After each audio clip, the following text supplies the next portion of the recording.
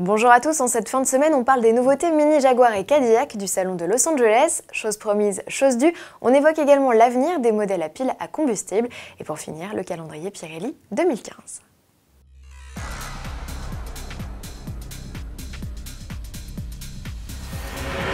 C'est la semaine de l'hydrogène? Non, pas du tout, et pourtant pas moins de 4 constructeurs ont présenté ces derniers jours un modèle fonctionnant avec une pile à combustible.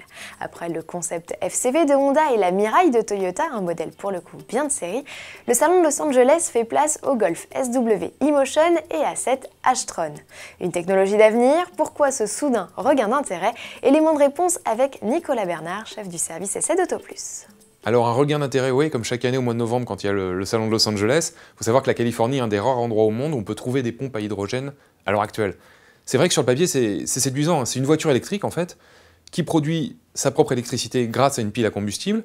Et puis contrairement à une voiture électrique, là on pourrait presque faire le plein en 1 minute. Il y a 2 problèmes à ça. Le premier, c'est que l'hydrogène comme ça coûte très cher à fabriquer et qu'il faudrait équiper tout un réseau. Non, ça, les voitures à hydrogène, on n'en verra pas demain, ni après-demain. On aimerait bien que Toyota nous refasse le coup finalement de la Prius en étant le pionnier. Le problème, c'est qu'il y a un souci au niveau du carburant. On sait l'exploiter, on sait faire une voiture à hydrogène, mais on ne sait pas encore comment produire de l'hydrogène sans que ça coûte un bras finalement. Infrastructure quasi inexistante, technologie coûteuse, les Golf SW e-motion et A7 h-tron devraient donc rester au stade de concept, même si Volkswagen et Audi se disent capables de déployer la technologie dans leur modèle, au même titre que l'hybride, le gaz ou le diesel. La pile à combustible demeurera-t-elle un vieux serpent de mer? On vous laisse en débattre dans le forum AutoPlus. Salon de Los Angeles toujours, avec ces quelques infos en bref. Ce n'est pas un concept à 4 roues qui tient la vedette sur le stand Mini, mais bien une trottinette électrique, son nom City Surfer, le lien idéal selon le constructeur entre le parking ou un arrêt de métro et sa destination finale. Convaincu ? Du côté de chez Jaguar, outre la transmission intégrale, c'est désormais une boîte mécanique à 6 rapports que l'on intègre au catalogue des séduisants coupés et cabriolets F-Type, uniquement sur les versions V6 de 340 et 380 chevaux. De quoi faire baisser le ticket d'entrée aujourd'hui fixé à 65 500 €, verdict au printemps 2015. Et pour clôturer cette page Los Angeles, découvrons la Cadillac KTSV. Cette compacte sportive, concurrente des BMW M3 et M4, affiche un look musclé. Ses entrailles renferment quant à elles un V6 3.6 biturbo de 455 chevaux et 603 Nm de couple, le tout envoyé au roue arrière par une transmission manuelle à 6 rapports ou automatique à 8 vitesses. La berline et le coupé vitaminé débuteront leur carrière au printemps prochain.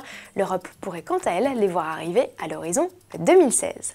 Terminons ce JT par ce sujet qui vous passionne littéralement, c'est d'ailleurs la meilleure audience d'AutoPlus depuis quelques jours, le calendrier Pirelli 2015. Ah, ces mannequins courtement vêtus et photographiés dans des positions équivoques par Steven Meisel ne vous ont pas laissé de marbre. Cette 51e édition de The Cal, sobrement baptisée Calendar Girls, met en scène 12 des plus jolis top modèles de la planète, parmi lesquels Adriana Lima, Joan Smalls ou encore Isabelli Fontana.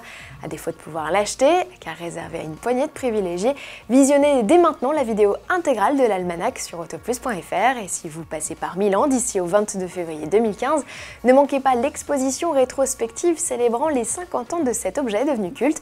200 photos sont rassemblées au sein du Palais Royal de la ville, un événement qui à coup sûr n'est que le premier d'une longue série. À suivre et à lundi.